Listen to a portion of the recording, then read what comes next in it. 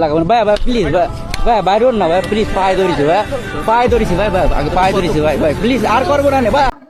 আমি আপনাদের ছোট ভাই জিহাদ।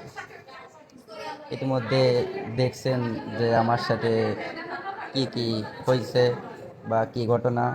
21শে নভেম্বর আমরা 3-4টা ফ্রেন্ড মিলে, যেটা হচ্ছে কালনা ব্রিজ, লোহাগাড়া কালনা ব্রিজ, ওইখানে হচ্ছে আমরা 3টা ফ্রেন্ড মিলে ঘুরতে যাই। ঘুরতে যেয়ে ওইখানে আমার এক বন্ধুর বাইক আছে, হলার লাগানো ছিল। আমাদের সেম বাইক আছে দুইটা, ওইটাতে একটা হলার লাগানো ছিল। থাকা অবস্থায় সেই বাইকটা নিয়ে শুধু আমি একবার রাইড করি, কালনার এই পার থেকে ওই পারে যাই।